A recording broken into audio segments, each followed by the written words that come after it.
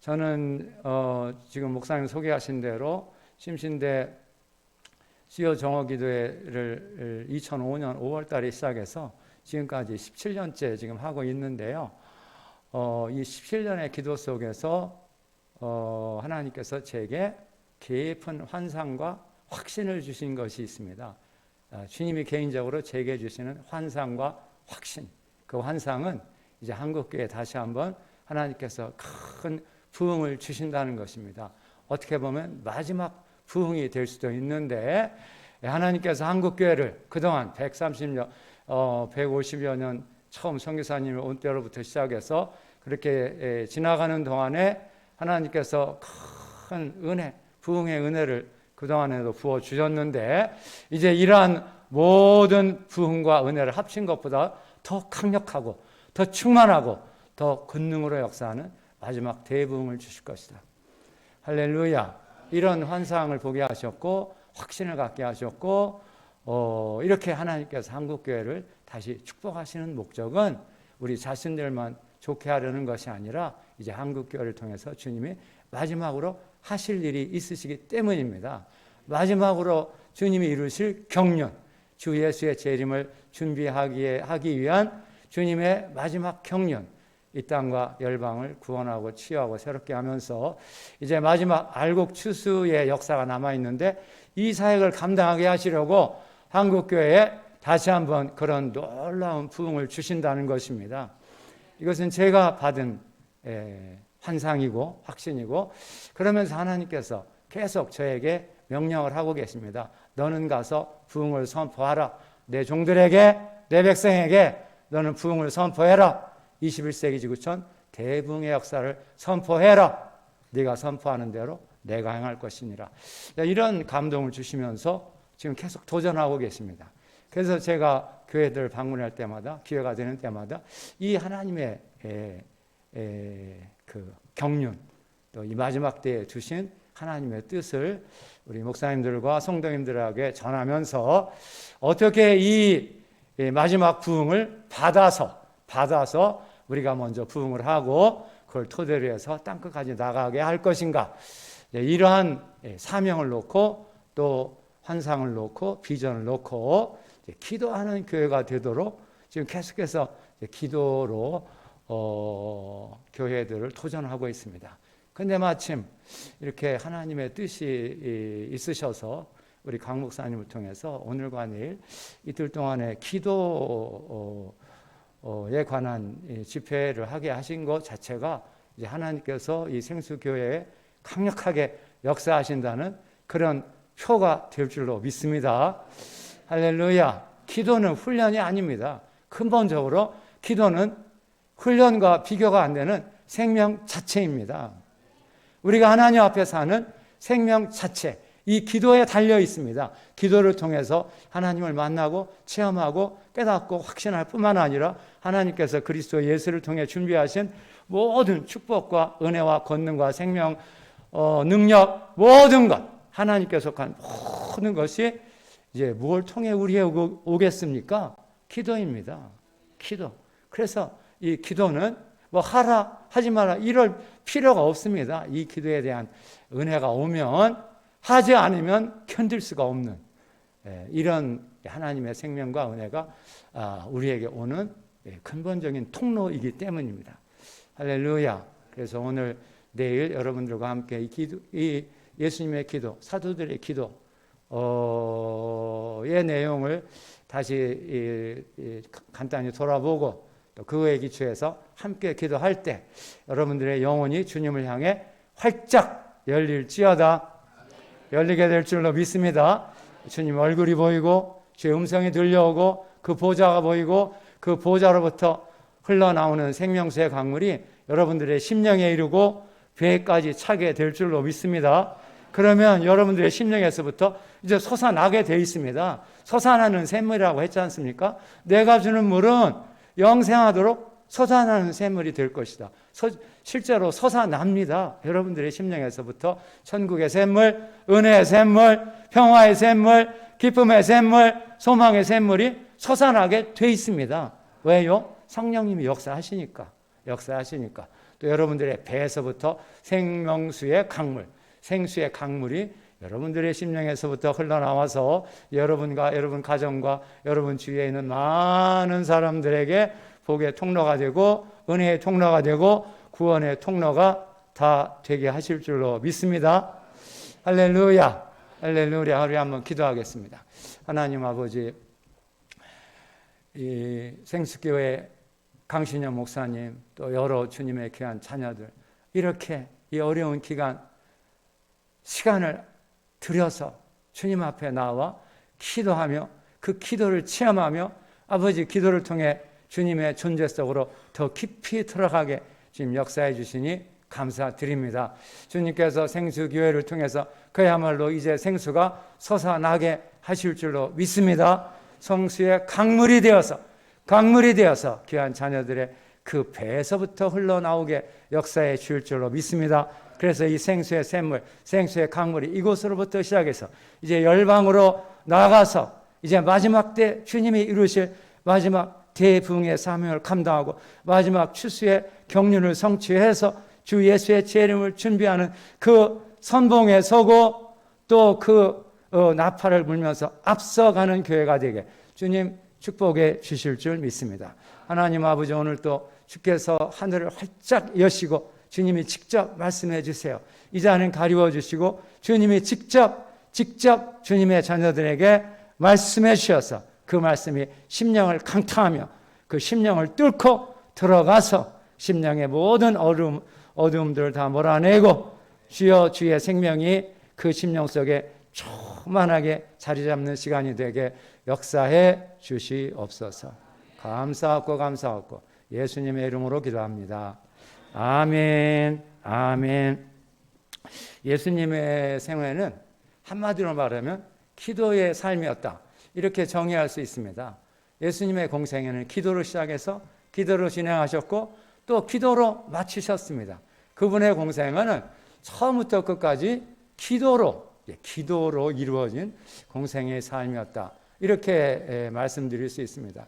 그래서 예수님 자신이 기도하는 가운데 이제 하나님을 깊이 개인적으로 만나시고 하나님의 말씀도 들으시고 하나님의 뜻과 하나님의 인도하심과 하나님의 방향을 하나님께로부터 들으면서 더 나아가 능력을 덧입으면서 그 기적과 치유와 회복과 권능의 역사를 감당하시면서 이제 마지막 겟세마네에 기도하시고 그리고 십자가에 달리셨을 때도 마지막으로 또 기도하시면서 운명하시는, 그야말로 예수 그리스도는 기도의 사람이셨습니다. 할렐루야. 여러분도 또 그렇게 되시기를 주의 이름으로 축복합니다. 그러면 정말 여러분들의 삶이 근본적으로 달라지게 돼 있습니다. 성령에 붙잡힌 바 되고 말씀이 충만하고 은혜가 충만하고 능력이 충만하게 돼 있습니다. 왜요? 기도를 통해 주님을 만나니까. 할렐루야. 그래서 이번 기회가 여러분들의 신앙생활이 한 단계 더 깊이 들어가게 될지어다.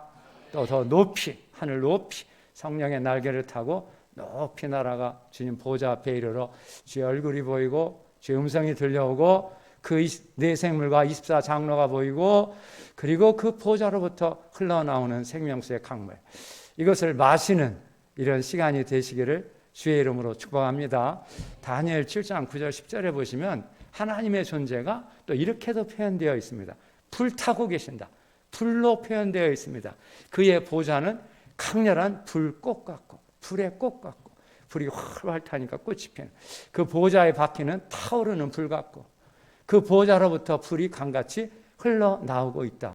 증인 하나님의 그 보좌로부터 불이 강같이 흘러나오고 있다는 거예요. 할렐루야.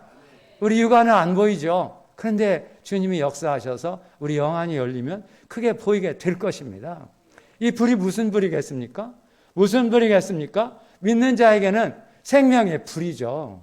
천국의 불이고 계시의 불이고 치유의 불이고 축복의 불입니다. 이 불이 임하게 될 줄로 믿습니다. 그러나 거부하고 반대하고 배척하는 자에게는 무슨 불입니까? 심판의 불이죠. 심판의 불.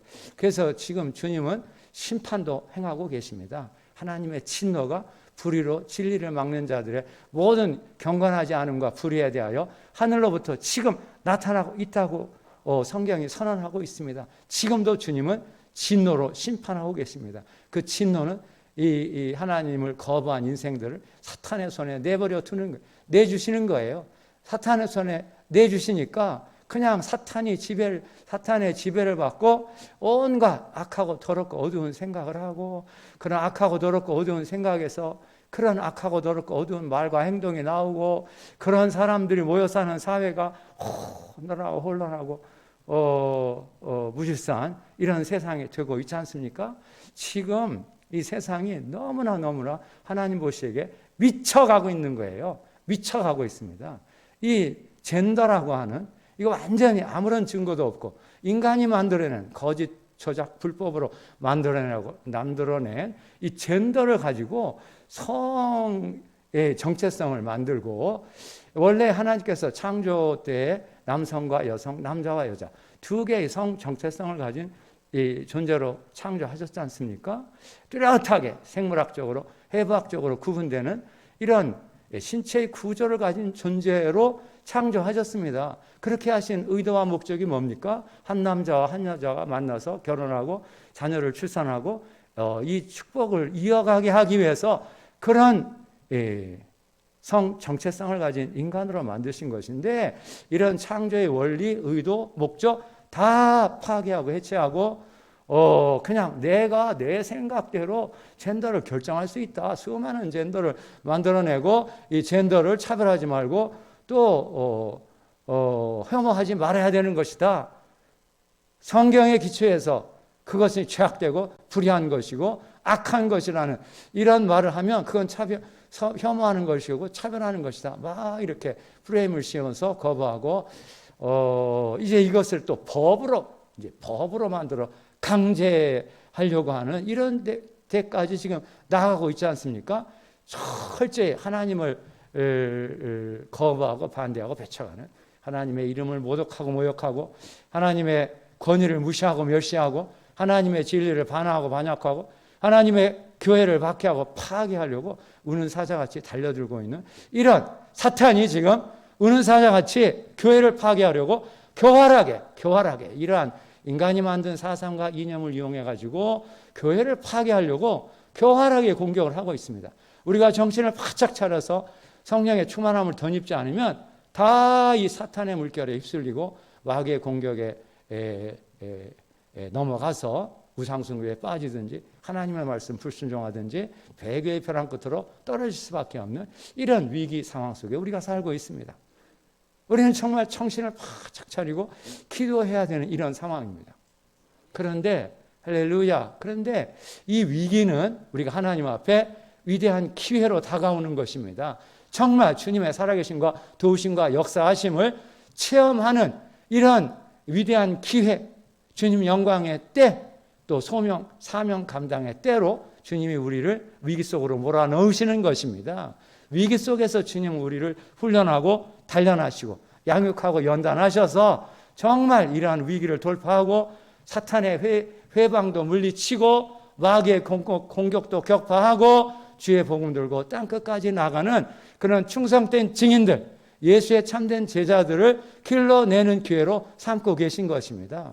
할렐루야. 우리 강 목사님 말씀 들으니까 우리 지금 이 코로나 2년째 되고 있는데 이런 상황을 잘 슬기롭게 또 담대하게 극복해 나가는 것을 보며 하나님께 감사를 드렸습니다. 할렐루야. 이런 것들을 통해서 우리 성도님들도 이제 이렇게 성령이 충만한 이런 주님이 쓰실 만한, 주님이 붙들어 쓰실 만한 그런 일꾼들로 성장하는 이런 기회가 될 줄로 믿습니다. 사실 기도는 뭐 이론적인 이런 거에 관해서 말한다면 여러 가지 말할 수 있지만 그런 게 필요한 게 아니죠. 우리는 실제로 이제 기도를 해야 되는 것입니다. 그런데 이 기도를 방해하는 방해꾼들이 너무나 많은 거예요.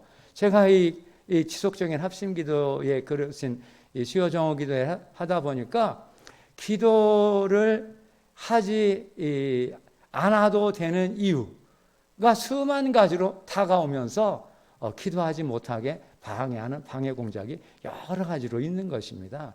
우리는 이러한 사탄의 방해를 뚫고 기도해서 정말 주님을 만나고 주님께로부터 우리에게 주시려고 하는 그러한 축복, 우리 주 예수 그리스도를 통해 하나님께서 이미 모든 걸 다 준비해 놓으셨습니다. 준비해 놓고 이제 주시기만을 기다리고 계신 거예요. 그런데 누구에게 주시겠습니까? 그 축복을 누구에게 주시겠습니까? 누구에게 주신다고 성경이 말씀하고 있습니까? 누구에게 주신다고요? 구하는 자에게 주신다고 했습니다. 구하라 받을 것이고 찾으라 찾을 것이고 두드려라 열릴 것이니라. 한 번 더 반복하시죠. 구하는 자에게 구하는 자가 다 받을 것이고 찾는 이가 찾을 것이고 두드리는 이에게 열릴 것이니라. 오늘 이게 강에도 나오는 대목입니다. 하물며 인간 아버지도 자녀들에게 좋은 거 줄 줄 아는데 하물며 너희 하늘아버지께서 구하는 자에게 성령을 주시지 않겠느냐? 이 질문, 이 의문문의 형태를 통해서 분명히 주신다. 성령을 주신다. 성령이 누구십니까? 성령이 어떤 존재입니까? 이 성령이라는 단어는 하나님의 모든 것, 하나님의 백성들의 삶의 현장 가운데 오셔서 행동하시고 치유하시고 축복하시고 채워주시고 인도하시는 모든 것을 압축한 단어가 성령이라는 단어입니다. 그 속에 하나님의 모든 것이 다 담겨 있습니다. 이걸 주시겠다는 것입니다. 할렐루야. 정말 이건 너무나 소중한 하나님 자신이고 하나님의 생명이고 권능과 은혜고 축복인데 우리는 이 축복의 가치를 잘 모르는 거예요. 있으면 좋고 없어도 뭐 별게 아닌 것 같이 이렇게 생각을 하면서 눈에 보이는 것, 그저 눈에 보이는 이런 좋은 것을 더 가치를 두는 이런 가치관을 가지고는 성령을 받을 수가 없죠. 할렐루야. 여러분들에게는 그런 그 성령의 중요성을 깨닫는 가치관이 이미 이루어진 줄로 믿습니다. 그래서 구하는 자에게 성령을 주시겠다 하셨으니까 구해야 되는데 이제 어떻게 구해야 될 것인가 하는 이런 부분을 중심으로 이제 오늘 강의를 간단히 여러분들에게 드리겠습니다. 여기 먼저 예수님의 기도 생활에서 기도하시는 때에 대한 내용이 나오는데요. 이렇게 다 읽어보시면 알 수 있는 부분입니다. 침례를 받으신 후에 기도하시고 예수님 자신도 기도하시는 중에 성령 강림을 체험하셨습니다. 기도하시는 중에 성령 강림을 체험하는 거예요. 여러분들도 기도하는 중에 개인적으로 기도할 때 교회가 모여서 기도할 때 기도하는 중에 주님도 역사를 하십니다. 이 시간은 주님이 역사하는 시간입니다. 그래서 주님이 역사하시면 무엇이 일어납니까? 여러분들에게 치유가 일어나고 회복이 일어나고 축복을 받고 또 성경에 약속하신 그런 축복들이 이 기도 시간에 일어나게 되는 것입니다. 할렐루야. 그렇게 될지어다 될 줄로 믿습니다. 기도하실 때 그렇게 성령 강림을 체험하는 또 하나님의 음성을 듣는 너는 내 사랑하는 아들이라 내가 너를 기뻐하노라. 이런 하나님의 음성을 직접 들어야죠. 우리도 직접 들어야 됩니다. 설교 시간을 통해서도 그렇고 개인적으로 성경을 읽을 때도 그렇고 이제 어떤 때는 그야말로 하나님께서 직접 여러분들에게 말씀하시는 그런 말씀으로 다가오는 경험이 있으셨죠? 그런 말씀을 가리켜 르에마라고 부릅니다. 헬라어로 르에마. 이 기록된 말씀을 로고스라고 하는데 이 로고스는 다 하나님의 입에서 나온 말씀을 기록해 놓은 것이죠. 또 한글로 번역한 것입니다. 그런데 신비한 것은 한글로 번역되어 있는 기록된 말씀인데도 불구하고 이 속에 하나님의 숨결, 생명, 권능, 영광, 축복, 은혜 모든 게 담겨 있는 거예요. 신비한 비밀입니다. 비밀. 이 속에 우리가 보면 글자인데 이 속에 하나님의 숨결이 담겨 있는 거예요. 비밀입니다. 여러분들 그 비밀을 점점 더 체득해 나가시기를 주의 이름으로 축복합니다. 그러면 이 속에 담겨진 모든 은혜가 이제 여러분들의 그 심령을 통해서 들어오게 될 것입니다. 할렐루야. 이렇게 이게 르에마의 말씀입니다. 르에마의 말씀이 여러분들의 영혼을 강타하면서 뜨거움으로 깨달음으로 확신으로 여러분들의 영혼 가운데 다가오게 하시기를 주의 이름으로 축복합니다. 또 기도합니다. 그게 와야 됩니다. 그게 와요. 그렇지 않으면 다 지식으로 이렇게 읽고 지나가는 이런 말씀. 대부분은 그렇죠. 그런데 어떤 때는 그게 다가오는 거예요. 다가오는 거예요. 근데 제 경험에 따르니까 제가 이렇게 기도회를 시작해서 한 3년 반이 지나면서부터 그때 하나님의 음성을 직접 듣는 체험이 있었고, 그 체험 후부터 이 내가 다 알고 있는 말씀이었는데 갑자기 내 영혼을 강타하면서 충격을 주면서 또 강한 도전으로 다가오기 시작하더라고요. 할렐루야. 레마의 말씀, 소위 레마의 말씀이 다가오기 시작했습니다. 그때가 기도회를 시작한 지 한 3년 반이 지나던 10월, 요즘이었어요. 지금 같은 10월, 11월 요 초순에 그때부터 주님이 레마의 말씀을 주시기 시작하는 것이었습니다. 첫 번째 제게 다가온 말씀이 마가복음 9장 29절의 말씀이었는데 잘 알고 계신 말씀이죠. 기도의 다른 것으로는 이런 종류가 나갈 수 없느니라. 기도의 다른 것으로는 이런 종류가 나갈 수 없다. 주님 어린아이 귀신 들린 자를 치유했는데 제자들은 밑에 남아있던 제자들이 이제 그 아버지가 아이를 데리고 왔을 때 못 고쳤죠. 고쳐달라고 해도 못 고쳤어요.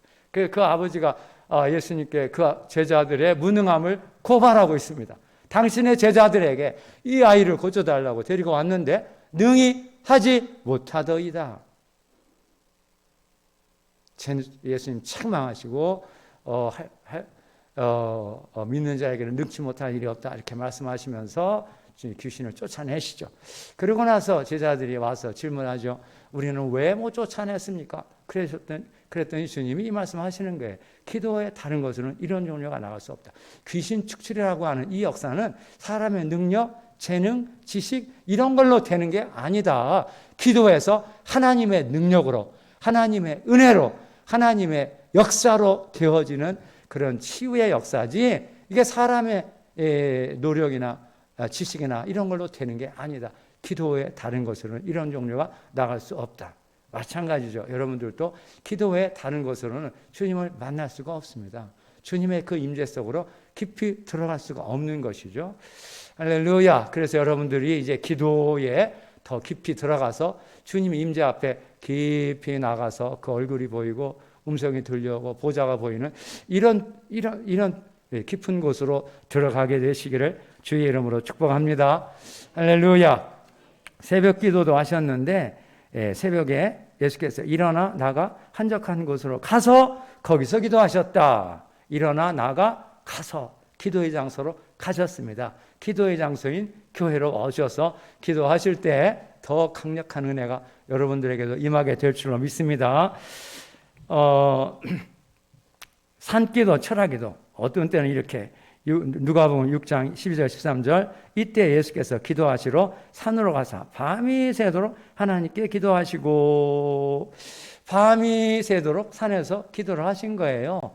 사도들을 세우는 일을 놓고 이렇게 예수님은 산기도도 많이 하셨고 철학기도도 하셨는데 도대체 예수님 철학기도 밤새도록 철학하시면서 무슨 기도를 어떻게 하셨을까? 그런 내용은 본문에 안 나옵니다. 무슨 기도를 어떻게 하셨을까? 하여튼 오늘 이런 표면적인 내용과 함께 그런 부분에 대해서 조금 더 말씀을 나누려고 합니다. 9장 28절 변화산 사건에서도 이 말씀을 하시는 8일쯤 되어 예수께서 베드로와 요한과 야고보를 데리시고 기도하시러 산에 올라가서 기도하실 때에 용모가 변화되고 그 옷이 휘어져 광채가 나더라. 기도하시는 중에 이제 주님이 미래의 모습, 죽음 이후에 부활해서 영원한 생명에 들어가시는 그분의 존재의 모습을 지금 살아계실 때 사도들에게 이렇게 특별한 계시를 통해서 보여주고 있는 장면입니다. 어떤 상황에서 그런 계시를 주시냐면 기도하시는 중에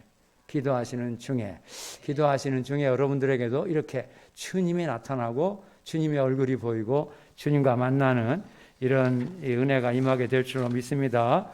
또 표적과 치유 사건 후 기도하시고 표적을 행하시고 치유를 행하신 후에는 꼭 기도하십니다. 능력을 행하셨기 때문에 다시 능력을 보충받는 의미이기도 하고 또 하나님의 은혜를 덧입는 그런 의미이기도 한 그런 기도를 하십니다. 또 무시로 기도하시고, 또 이제 겟세마네 기도, 감람산 기도라고 하는 죽음을 앞에 둔 가장 절정의 기도입니다. 이 겟세마네 기도, 또 누가복음에는 감람산 기도라고 되어 있습니다. 그때 주님이 기도하시던 때 그 심정을 주님 자신이 말씀하시는데, 내가 지금 나중에 어디나 마가복음 14장 33절 34절 내 마음이 심히 고민하여 죽게 되었다. 또 마태복음에도 마찬가지 내 마음이 심히 고민하여 죽게 되었다. 이제 그런 그 심히 그 마음 상태가 답답하고 속상하고 안타깝고 제자들을 남겨놓고 떠나려니까 발걸음이 떠나지 않는 그런 간절하고 절박한 이런 상황 속에서 겟세마네 기도, 감람산 기도를 하시는 주님의 기도하시는 이런 모습입니다. 그런 절박한 기도, 마지막 기도, 십자가에서 마지막으로 기도하시죠. 마태복음과 마가복음에는 동일한 내용으로 크게 소리질러 이르시되 엘리 엘리 라마 사박다니 나의 하나님 어찌하여 나를 버리셨나이까, 이 선언을 하시면서 이제 임종하시는 것으로 되어 있습니다. 그런데 누가복음 23장에는 좀 다르게 이렇게 마지막 기도하신 것으로 되어 있습니다. 23장 46절 예수께서 큰 소리로 불러 이르시되 아버지여 내 영혼을 아버지 손에 부탁하나이다, 이 말씀을 하신 후 운명하셨다. 이렇게 예수님 공생애가 기도로 시작해서 기도로 진행해서 기도로 끝나는 이런 공생애였는데, 어떤 기도를 어떻게 하셨을까? 오늘 강의의 이제 핵심 부분입니다. 어떤 기도를 어떻게 하셨는가에 관한 교훈을 좀 보겠습니다. 누가복음 11장 1절부터 13절까지 보시면 이때 그 주님이 하신 그 기도의 내용과 기도의 자세에 관한 기도 교훈이 이렇게 하나로 모아져 있는 단락입니다. 그래서 11장 1절부터 4절까지 주기도문이라고 해서 주님이 하신 기도, 주님이 하신 기도의 내용, 이 내용이 마태복음 6장이죠. 마태복음 6장의 주기도문은 조금 더 긴 형태로 되어 있는 반면 누가복음 11장의 주기도문의 내용은 그보다 간략한 형태로 되어 있습니다. 여러분들이 잘 알고 있는 대로 이 기도를 가르쳐 주실 때에도 어떤 계기에 의해서 말씀하시냐면 11장 1절 예수께서 한 곳에서 기도하시고 또 기도하시고, 그러니까 제자 중 하나가 요청을 하고 있습니다. 주여, 요한이 자기 제자들에게 기도를 가르친 것 같이 우리에게도 가르쳐 주옵소서. 이 부분을 이제 원어로 직역을 하면 요한이 자기 제자들에게 가르친 것 같이 우리에게도 기도하기를 가르쳐 주옵소서. 기도를 가르쳐 달라는 게 아니라 기도하는 것, 기도하기를 가르쳐 주세요. 이렇게 요청을 했습니다. 그럴 때 이제 너희는 기도할 때 이렇게 기도하라고 하시면서 주기도문 아버지 이름이 거룩히 여김을 받고 나라가 임하고 일용할 양식을 주옵시고 모든 죄사함을 위해 기도하고 시험에 들지 않게를 들게 하지 마옵소서. 마태복음의 주기도문을 간략한 형태로 주기도문의 내용으로 이런 기도를 중심으로 주님이 이제 기도를 이제 기도의 내용에 관해서 말씀하고 있습니다. 그 다음에 이제 5절부터 8절까지는 기도의 자세에 대한 교훈이 제시됩니다. 비유의 내용인데요. 한밤중에 찾아온 친구의 비유라고 해서 어떤 사람이 있는데 자기 친구와 여행하다가 한밤중에 찾아온 거예요. 한밤중에 찾아오니까 그 친구를 먹일 음식이 없습니다.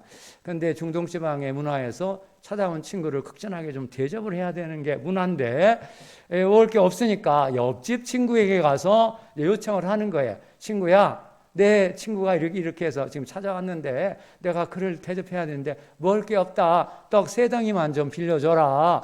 이렇게 요청을 했는데 안에서 들려오는 대답이 나 못 준다. 이 사람은 지금 시간이 몇 시인데 지금 다 저녁 먹고 다 치우고 아이들과 함께 지금 침대에 누웠어. 자야 돼. 못 줘.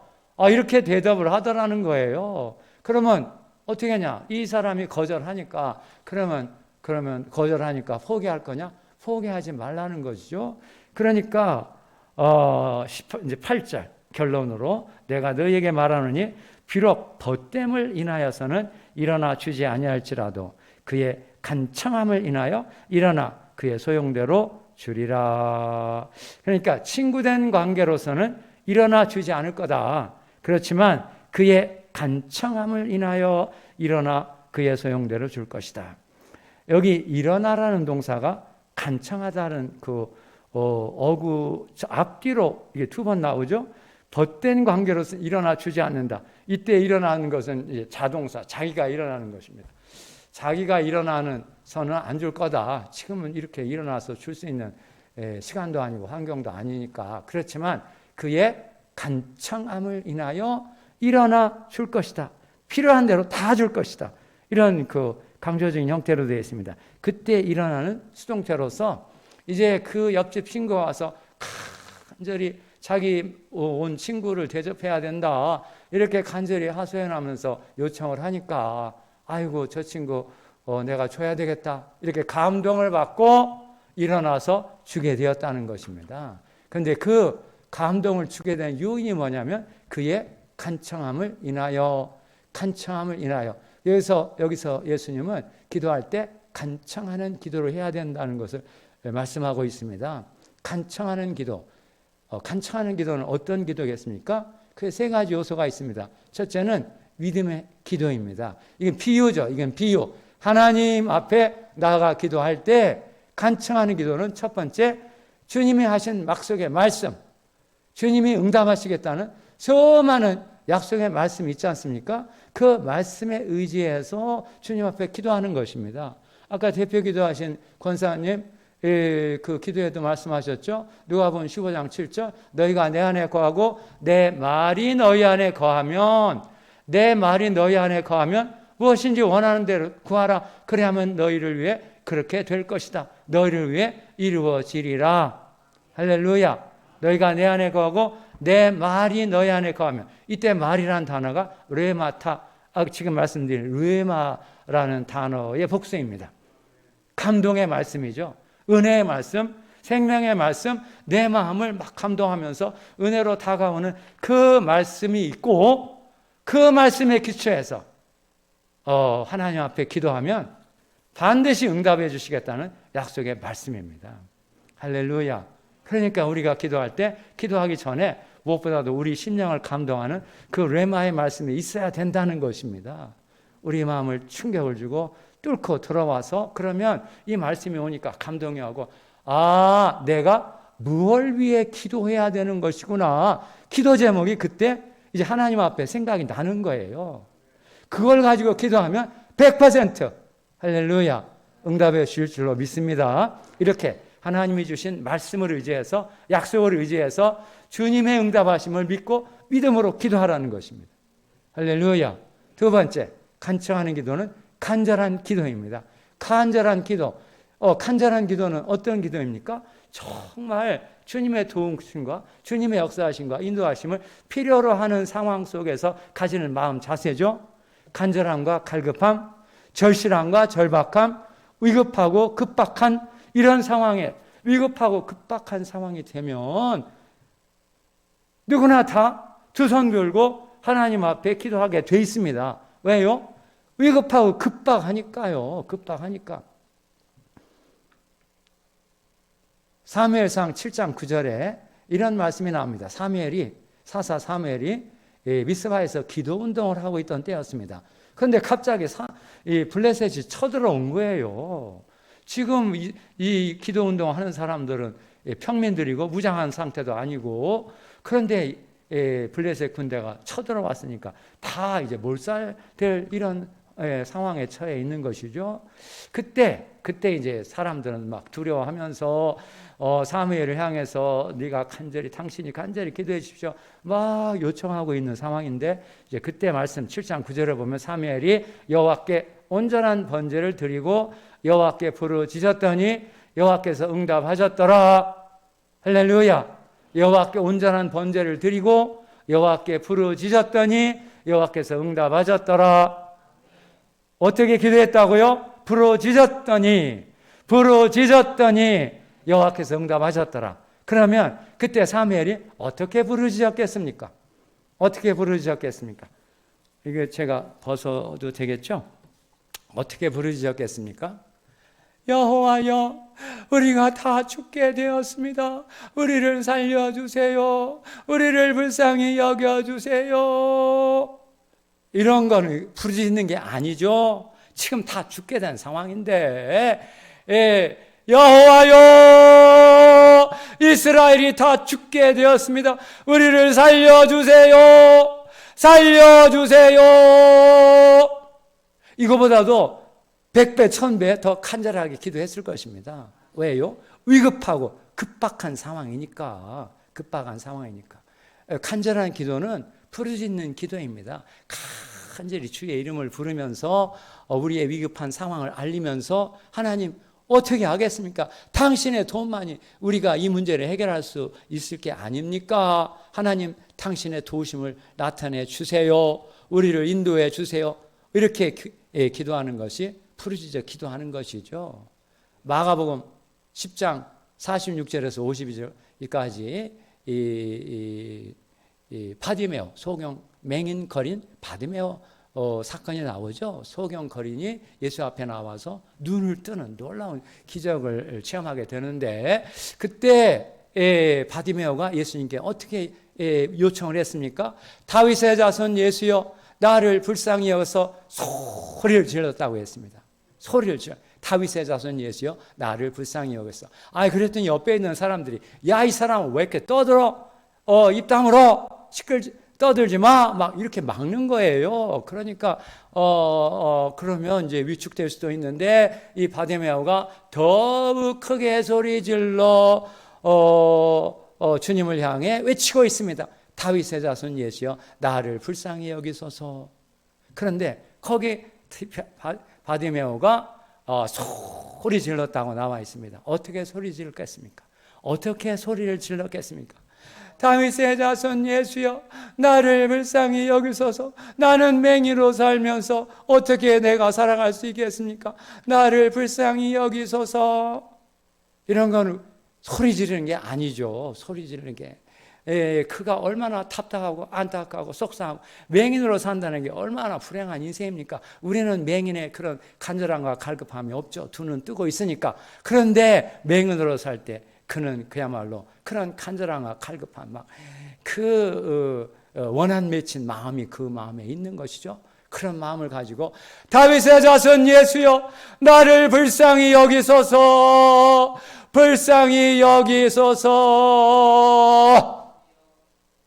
할렐루야. 그보다 100배, 1000배 간절하게 기도했을 것입니다. 간청하는 기도는 그런 기도입니다. 그렇게 기도하시기를 주의 이름으로 축복합니다. 그런데 그게 마음대로 되는 게 아니죠. 내 마음에 그런 간절함과 갈급함이 나와야 됩니다. 할렐루야. 그래서 우리로 하여금 그렇게 간절하게 갈급하게 십자가에 못 박힌 그리스도를 바라보며 기도하게 만드는 성령의 도우심이 와야 되는 것입니다. 우리로 하여금 십자가에 못 박힌 그리스도를 바라보며 간절하게 갈급하게 부르짖어 기도하게 만드는 성령이 스가랴 12장 10절에 나오는 은혜와 간구의 성령입니다. 은혜와 간구의 성령.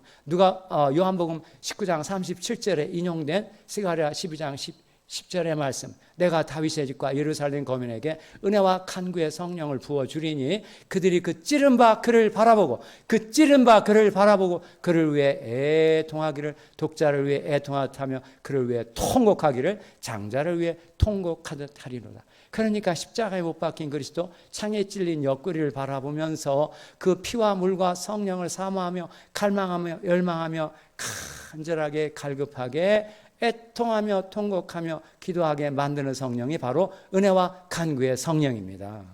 할렐루야. 이 성령을 먼저 받으시기를 주의 이름으로 축복합니다. 이 성령이 먼저 와야 됩니다. 그래서 우리 마음이 십자가에 못 박힌 그리스도를 향해서 간절하고 갈급한 마음이 될 때, 그때 주님 앞에 나아가 눈물 콧물 다 쏟으면서 애통하며 통곡하며 푹 부르짖어 기도할 수 있게 되는 것입니다. 할렐루야. 그러니까 기도의 깊은 곳으로 들어가려면 이런 은혜가 와야 됩니다. 먼저 은혜가 와야 됩니다. 그런 은혜가 있기를 주의 이름으로 축복합니다. 그걸 위해 먼저 기도하시기를 주의 이름으로 축복합니다. 세 번째, 간청하는 기도는 지속적인 기도입니다. 한두 번 기도해서 안 된다고 포기하지 말고, 또 한 달, 두 달 기도해도 안 된다고 포기하지 마시고, 1년, 2년 기도해도 안 된다고 포기하지 마시고, 끝까지, 언제까지요? 주님이 응답하실 때까지. 이 기도가 정말 주님의 영광을 위해 주님의 뜻에 합당한 것이라고 믿는 그 믿음으로 기도하고 있다면 그건 분명히 주님의 응답하실 것입니다. 그런데 주님의 응답은 주님의 때, 카이로스라고 하는 하나님의 정하신 때에 이루시는 것이기 때문에 우리는 그 때가 차기까지 인내하면서 실망하지 말고 낙심하지 마시고 끈질기게 기도하시기를 주의 이름으로 축복합니다. 할렐루야. 그런데 사실 이 세 번째 부분, 끈질긴 기도가 제일 어려운 부분입니다. 제가 경험해 보니까 제일 어려운 부분입니다. 제일 어려운 부분. 끈질기게. 그런데 이 끈질기게 기도하니까 주님께서 이제 여러 가지로 역사하시는 것을 체험하고 있고, 무엇보다도 레마의 말씀으로 그때 하나님께서 내게 필요한 그런 이 감동의 말씀을 주셔서 주님의 뜻을 알게 하시고 또 나아갈 방향을 찾게 하시고 또 그렇게 나아갈 수 있는 능력을 공급해 주시는 그런 역사가 끈질긴 기도 속에서 임하는 것을 깊이 체득해 왔습니다. 할렐루야.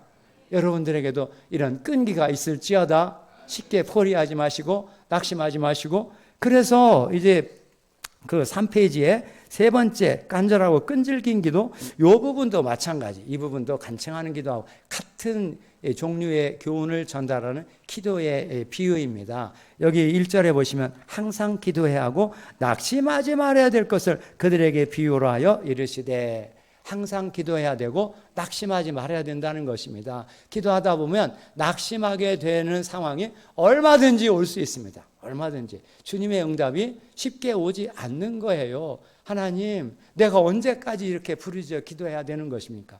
내가 언제까지 기도해야 되는 것입니까? 하나님, 이쯤 했으면 하나님 우리를 위해 혹은 나를 위해 응답하실 때도 됐지 않습니까?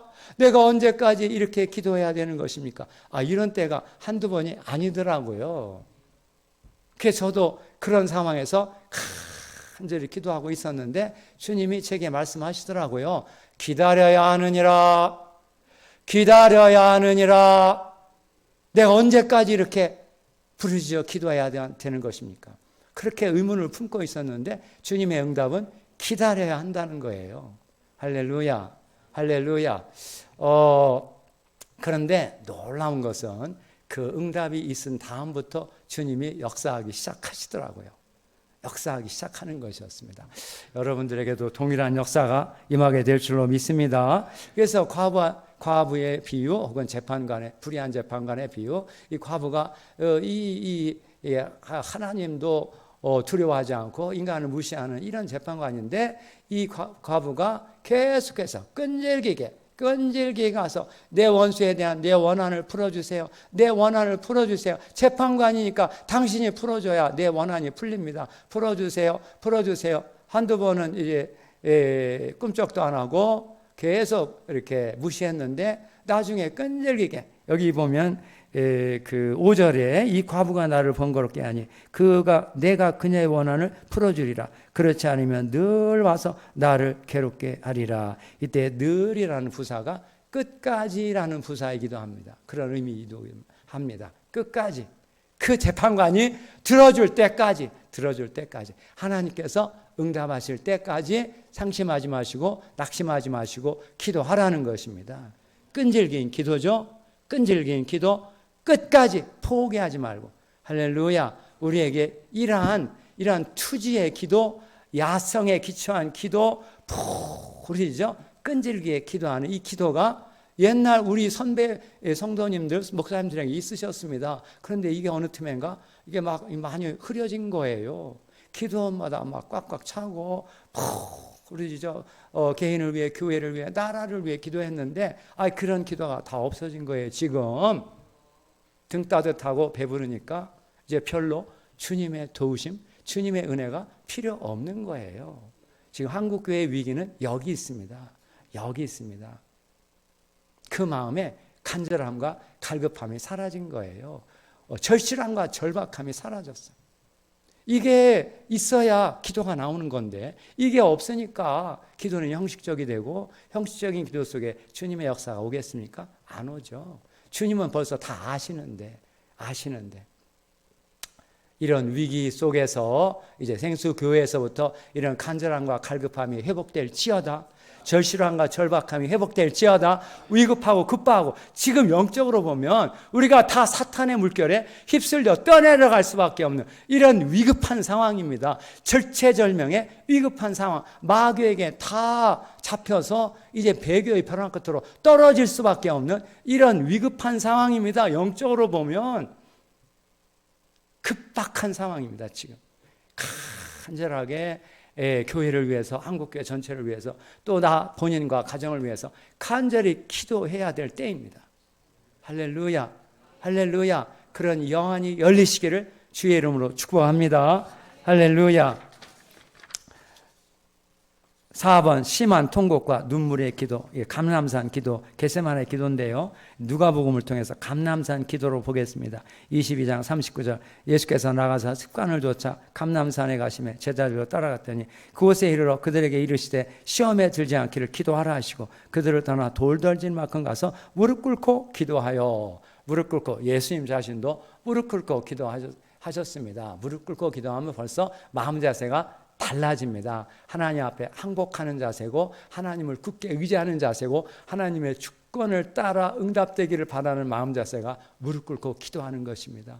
할렐루야. 여러분들 기도하실 때, 개인적으로 기도하실 때 특히 무릎 꿇고 기도하시기를 주의 이름으로 축복합니다. 저도 무릎 꿇고 기도하는데요, 새벽 기도할 때마다 나이가 들어서인지 자꾸 2시간을 넘어가기가 어려워요. 막 무릎 꿇고 있는 게.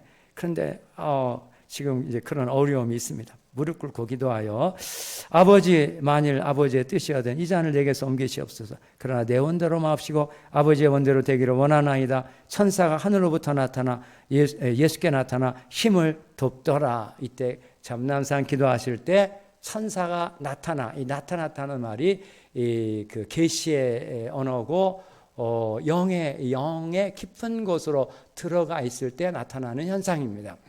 영의 깊은 곳으로 들어갈 때 천사들이 보이고 하나님의 보좌가 보이고 음성이 들려오는 이런 영의 세계로 깊이 들어가서 기도하시는 그런 모습입니다. 그리고 두 번째, 예수께서 힘쓰고 애써 더욱 간절히 기도하시니, 여기 힘쓰고 애써라는 이렇게 번역된 이 원어가 아고니아, 아고니아라는 단어인데요. 아고니아라는 단어에서 영어의 애거니, 괴로움, 고통, 고뇌, 답답함, 속삭함, 안타까움, 이런 주님이 그때 기도하시던 때 마음 자세에 대한 그런 요약적 표현입니다. 그 마음이 속상하고 답답하고 안타깝고 아직도 깨닫지 못하는 제자들 놓고 떠나야 되니까 주님의 마음이 너무 안타깝고 속상하고 슬프고 답답하고 이런 마음인 거예요. 그러니까 더욱 간절히 주님 앞에 기도를 하셨습니다. 그랬더니 그렇게 기도하시는 주님의 모습이 땀이 땅에 떨어지는 핏방울 같이 되었더라.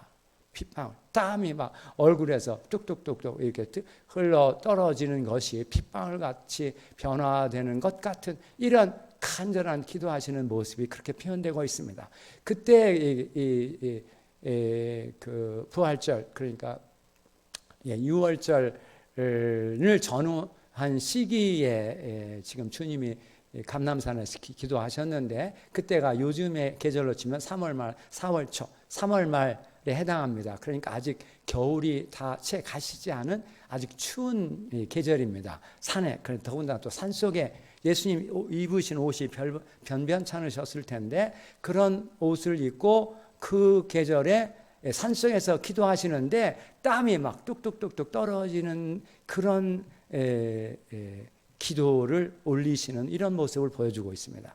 어떻게 기도하셨길래 주님이 그렇게 그 추위 속에서 땀이 막 흘리면서 기도를 하셨겠습니까? 여러분 기도하시다가 이렇게 막 땀이 나는 이런 속에서 기도해 보신 적이 있으십니까? 이게 한두 시간에서 그렇게 되지 않습니다. 적어도 4시간, 5시간. 적어도 4시간, 5시간 눈물, 콧물 쏟으시면서 이제 기도하실 때 나타나는 현상입니다. 이때의 모습을 히브리서 5장 7절 히브리서 기자가 이렇게 표현하고 있습니다. 그는 육체에 계실 때 자기를 죽음에서 능히 구원하실 이에게 심한 통곡과 눈물로 간구와 소원을 올렸고 그의 경외하심을 인하여 들으심을 얻었느니라. 심한 통곡과 눈물로 간구와 소원을 올리셨다. 예수님도 통곡과 눈물의 기도를 들으셨다는 것입니다.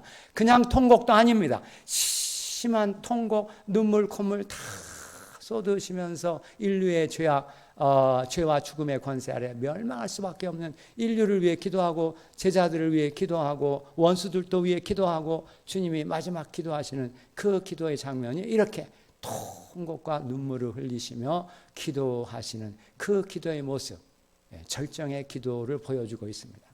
할렐루야, 할렐루야. 그래서 주님이 기도하실 때 주님의 마음은 인간을 향한 긍휼과 탄식, 슬픔과 비통함, 여기 고통과 괴로움, 이 아고니아가 고통과 괴로움이거든요. 그 마음의 고통과 괴로움, 답답함과 속상함, 심한 통곡과 눈물의 마음을 가지고 하나님 앞에 부르짖어 기도하시는 주님의 기도의 모습입니다.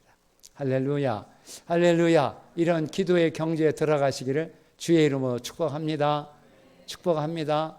할렐루야, 할렐루야. 기도는 그러니까 정말 주님과 만나는 시간입니다. 주님과 만나 교제하고 연합하고 교제하고 주의 음성 듣고 그런데 이 기도를 방해하는 방해꾼들이 너무나도 많은 거예요. 여러분들 새벽기도 때 경험하실 겁니다. 특히 새벽기도 때 이제 기도합시다 하고 그냥 가만히 눈 감고 침묵하면서 기도하려고 하면 여러 가지 방해꾼이 오는데 첫째로 잡념이 찾아오게 돼 있습니다.